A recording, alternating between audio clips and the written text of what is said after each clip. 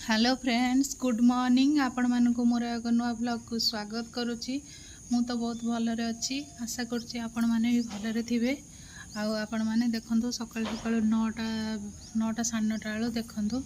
सूर्य किरण जमा नाही पूरा देखंतु वर्षा सकाळु गाली गाली गाली गाली एबे टिके छाड़ीची टिके देखन छाड़ीची तथापि सूर्य किरण भी नाही। पाग तो एंती 3-4 दिन है पाग एंती होची आपण आड़े केमती होची निश्चित कमेंट करी जणेबे। देखंतु एठी मोर एबे खीरी बसीची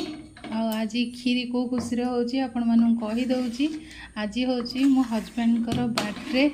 सेति पई कि से खुशी रे आज खीरी होची। हस्बैंड एबे नाहंती घरे जाइछंती मंदिर दर्शन करिया को सकाळ जाइथांते जो वर्षा गालिला सेतिपाइंगा एबे वर्षा छाड़िला जाइछंती मंदिर। तो एठी जगन्नाथंकर चतुर्थ मूर्ति मंदिर अच्छी महादेव मंदिर अच्छी सब दर्शन करिके आसीबे। मोर तो खीरी हे आसलानी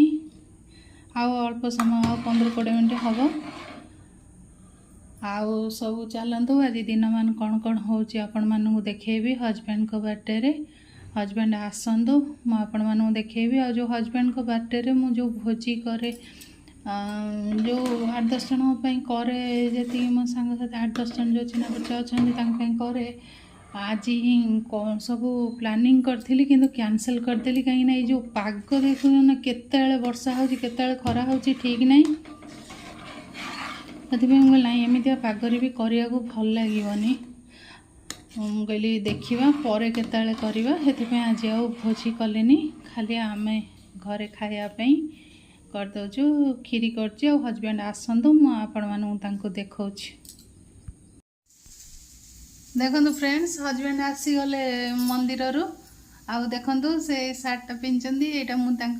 गिफ्ट करी बर्थडे गिफ्ट देखु आपण मैंने निश्चिंत कमेंट करी कहे सार्टा केमी लगुच। तुम केते खुशी आज तुम बर्थडे सकाल सकाल खीरी होची पिठा हब आ सब आइटम सब हब आपण माने जो माने मो चैनल ले गुरुजन माने अछंती से माने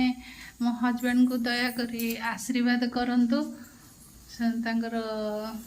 आशीर्वाद समस्ते करंतु। आ जो माने सान अछंती से माने बहुत सारा विश करंतु। ताले मु रखुची पर आपण मान सहित कथा होची। देखो फ्रेंड्स ये मो रोसे अधा है खीरी तो करी उठे देची साड़े रखी कहीं ये रोसे कर तेल फल छिटका मारी पड़ो खीरी गोटे आइटम तो जिते जत्न रखियो खीरी साइड रखी ये भात बसची डाली होगला डाली बघारिकी रखी छुंक देकी आठी भात बसची ये दही बैगण बैगण छाणुची ये बादाम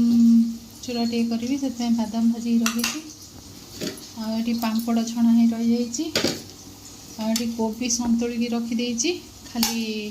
मसला कषी मसला भी बाटिकी रखी सब जोगाड़ ही रही खाली सांग सांग हम ए टाइम है 10:45-50 आहरी घंटे टाइम अच्छी आराम से हो न आज आइटम। हाँ हस्बैंड देखुं काली बहु खटा थी रखी हस्बैंड देखुं आज आइटम कौन कौन कहल मो कथा से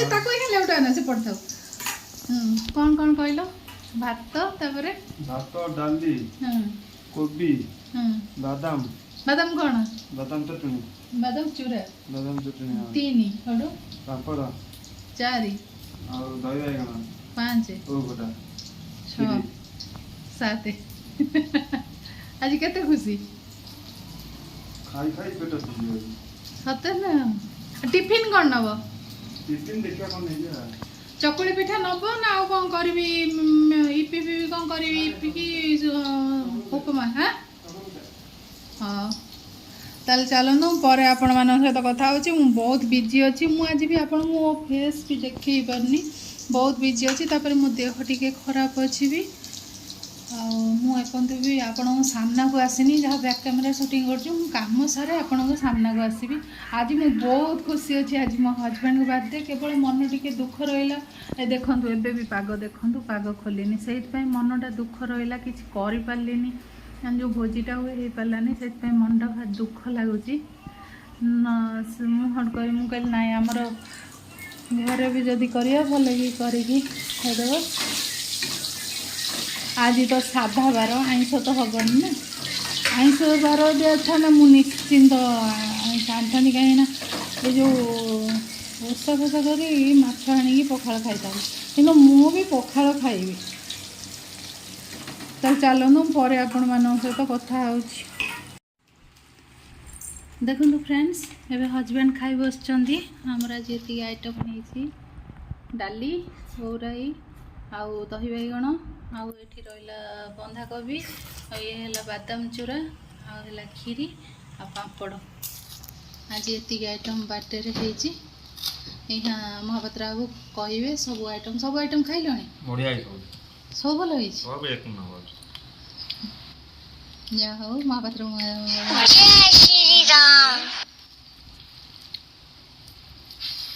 खाऊँ खाई सारिक ड्यूटी बाहर जाऊँ टिफिन पैक करी खाई सारी ड्यूटी बाहर पर आपण मान सहित कथा होची। आज एमती माने सिंपल सिंपल हो गला आज आ भोजी फोजी किसी हो पारानी पाग पर आपण मान सहित कथा होची। एबे मोर सब काम सरला रोसे बास हजबैंड को खाया देली हजबैंड खाई ड्यूटी गले बी शिफ्ट अच्छी से ड्यूटी गले से आपण मान सहित तरतर जी सेयार करना एत सारा आइटम करी पुणी खावा दे 12टा बेलू से लंच करेंगे तो से बाहर जाए से आपण मान सहित जी टिके सेयार कर आग को एपर्त आसीपार नी कहीं लेट हो समय गपी लेट हो से तो ड्यूटी गले आज किसी भोजी भोजी हो पारानी मनटा से भल लगुनि कहीं प्रति वर्ष बर्थडे भोजी करे आम जो 8-10 जन मिसिक भोजी करे जो पनी कामिनी नठाबू ता सब आसती मिसिक भोजी करूँ कि ए वर्ष हो पारानी देखा आगू जदि कौन मो बर्थडे अच्छी जदि हम करवा किंतु हेले भी आज मनटा भल लगुनि तथापि जहाँ जी हजबैंड ड्रेस है से ड्रेस करते से पिंधिले मंदिर भी पठेली मंदिर दर्शन करके आसिले